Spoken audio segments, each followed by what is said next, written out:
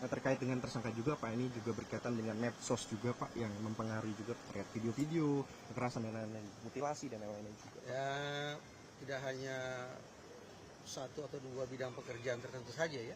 Semua orang pada dasarnya hari ini bisa terpengaruh oleh media sosial.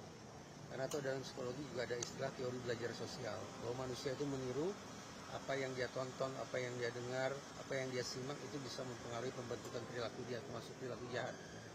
Tapi saya pikir ada 1 juta orang yang menonton kekerasan, tidak serta-merta 1 juta orang itu besok pagi akan menjadi pelaku kekerasan. Terlebih ketika kita bicara tentang anggota kepolisian, yang kita asumsikan mereka punya imunitas lebih tinggi, punya kendali diri lebih baik, sehingga tidak mudah terpengaruh oleh hal-hal yang destruktif yang mereka tanda petik pelajari lewat media sosial. Dengan kata lain, keberadaan media sosial tidak bisalah dikambing hitamkan begitu saja, termasuk ketika kita berbincangkan kasus Mojokerto semacam ini.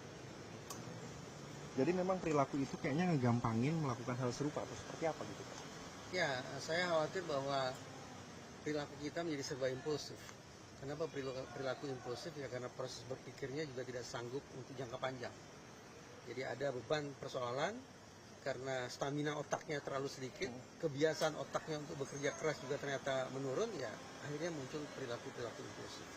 Apa perilaku itu memang mendasar dari dia yang sendiri, apa memang karena ada judi online ya Pak ya? Nah mungkin dibalik-baliknya mungkin ada masalah lain, kita belum tahu juga, apa mempengaruhi juga Pak?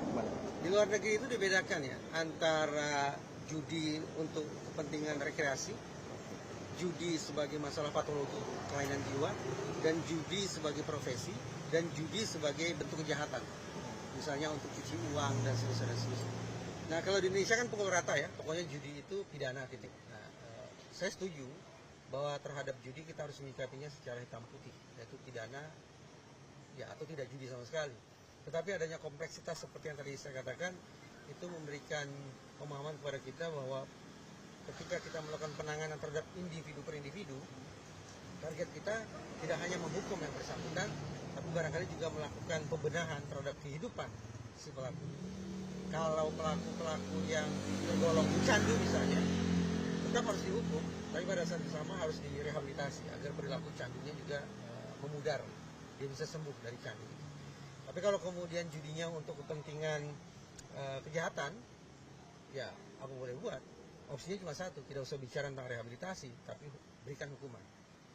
Atau ketika kita bicara judi sebagai bentuk rekreasi, ya berarti institusi harus berpikir tentang bagaimana personil kemudian bisa menemukan cara-cara yang lebih konstruktif untuk meredakan ketegangan mereka, mengatasi keletihan mereka, mengurangi stres mereka, dan menemukan kesenangan kembali ketika bekerja.